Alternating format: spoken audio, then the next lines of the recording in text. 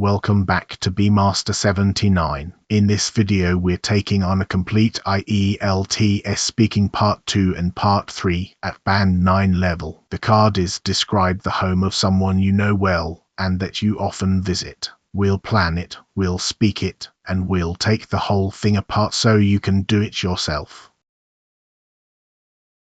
First, the shape of part 2. The examiner gives you a card and a pencil. You get 1 minute to prepare. Then you speak for 1 to 2 minutes, and the examiner will not interrupt you. At the end, they may ask one short follow-up question. That 1 minute is not thinking time. It is writing time.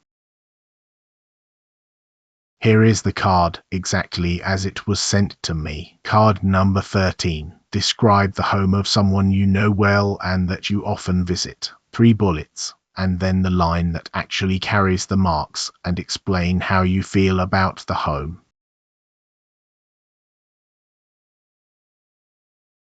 One thing to flag before we plan. On this card, the follow-up question is printed above the words you should say. In the real test, the examiner asks that question after your long turn, not before it. There is nothing wrong with the card, but do not build your 2 minutes around it.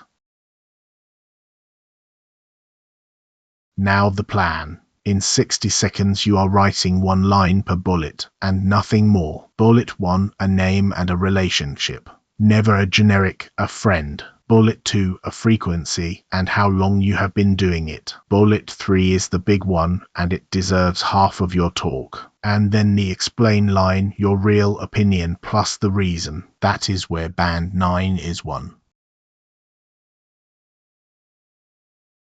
So here are the actual notes, not sentences, fragments. If you write full sentences in your minute, you will run out of time, and then you will read them aloud, which sounds terrible. Look at how short these are.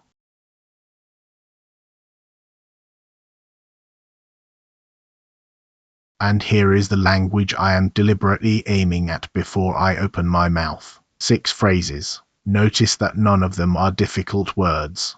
They are ordinary words in precise combinations.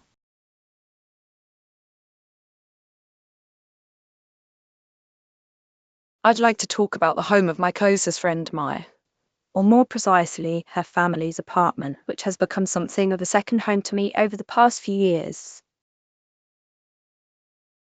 It's on the 11th floor of a fairly ordinary residential block on the outskirts of the city, about a 20-minute ride from where I live. I go there most Sunday afternoons, so I suppose it works out at 2 or 3 times a month, and I've been doing that ever since we finished university together.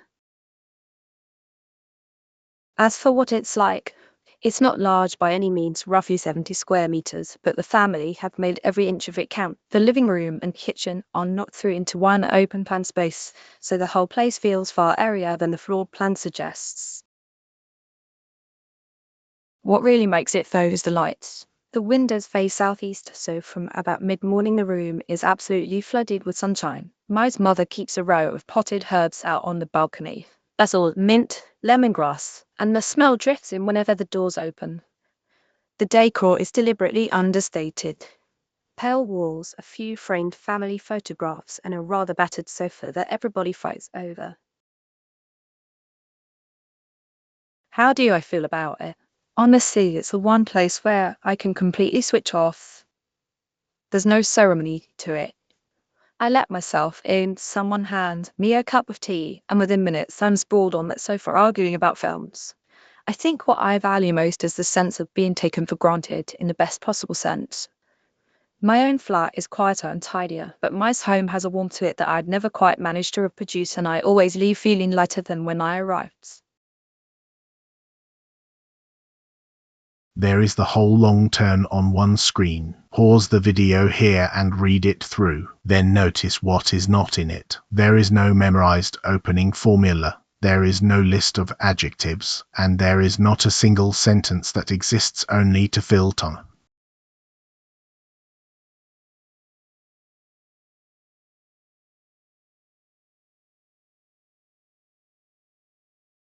Then the follow-up question. Do you sometimes visit your friends? This is not part 3 yet, so keep it short. 2 sentences is plenty. Before we move on, why is that a band 9 long turn? 4 quick reasons. It names the person within the first 8 words. It concedes that the flat is small, and then reframes it. It uses sight, then smell, then humor, which is how you fill 2 minutes without repeating yourself. And it answers the feeling question with a comparison, rather than a pile of adjectives. Now part 3. This is 4 to 6 minutes of genuine discussion thematically linked to your card.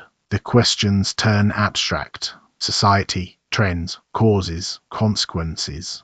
Aim for roughly 4 to 6 sentences per answer and structure each one. Position, reason, example, concession.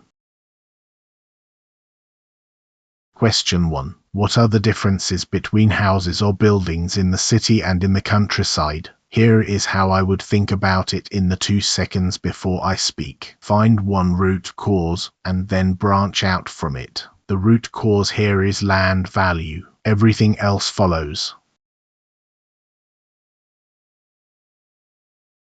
Several, I'd say, and most of them come down to land value. In cities, land is scarce and expensive, so developers build upwards. You get high-rise blocks, narrow tube houses, squeezed into tiny plots, and shared facilities like lifts and underground parking. In the countryside, by contrast, land is comparatively cheap, so homes tend to sprawl outwards. Single or 2 stories, often with a courtyard, a garden, and outbuildings for storage. There's also a difference in how they are built. Rural houses are frequently put up incrementally by the family itself using whatever's locally available, whereas urban housing is mass-produced to a standardized template. And I'd add that rural homes are usually designed around the extended family, several generations under one roof, while city apartments are built for nuclear families or even single occupants. Question 2. Do you prefer to live in the city or in the countryside? A warning here. Answering both have their merits without ever choosing is one of the most common ways to cap yourself at band 6. Take a side, then concede, then resolve. On balance, the city, though I can genuinely see the appeal of both. My reasoning is largely practical. My work, my friends, and most of the things I do for entertainment are all here, and moving out would mean a great deal of commuting for very little gain. That said, I don't want to romanticize urban life. It's noisy, it's expensive, and I'm acutely aware that I'm breathing fairly poor air. So what I've settled on is a compromise. Live in the city during the week and escape to my grandparents' village once a month or so. That way, I get the convenience without feeling completely cut off from green space. If my circumstances changed, if I could work remotely, for instance, I might well reconsider. A lot of people my age are already doing exactly that. Question 3. What safety risks are there in residential buildings in cities? The trap here is to list 3 nouns and stop. Fire, electricity, crime. Instead, rank them, explain the mechanism of the worst one, and finish by naming a cause. Fire is the obvious one and probably the most serious. High-rise blocks concentrate a great many people vertically, so if the escape routes are blocked or the alarm system hasn't been maintained, a fire on a lower floor can effectively trap everyone above it.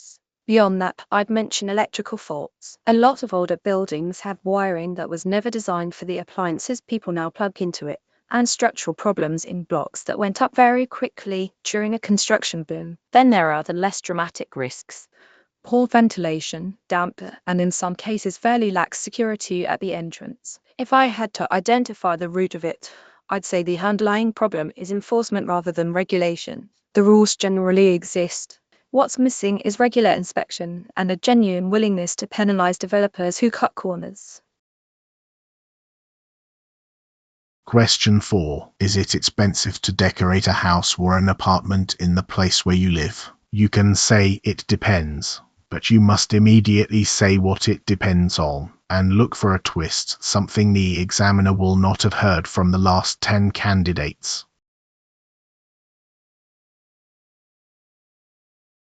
It can be, yes, although it depends enormously on how you go about it.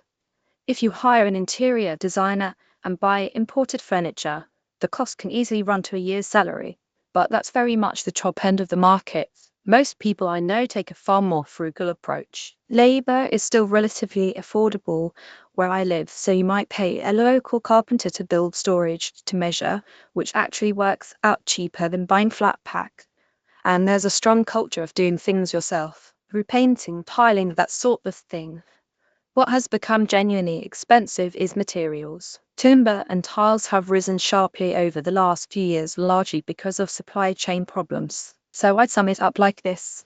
The labor is cheap and the materials are dear, which is more or less the opposite of what my friends in Europe describe.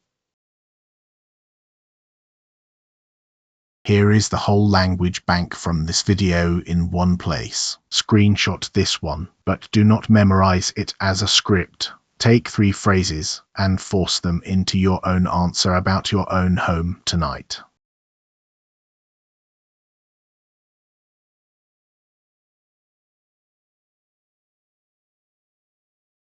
And finally, why band 9 and the honest caveat: fluency and coherence, lexical resource, grammatical range and accuracy, and pronunciation. Please read the note at the bottom. Band 9 here is my own quality assessment against the public band descriptors. It is not a certified examiner score. My and her apartment are invented. Copy the technique, never the content, because examiners are trained to spot a memorized answer.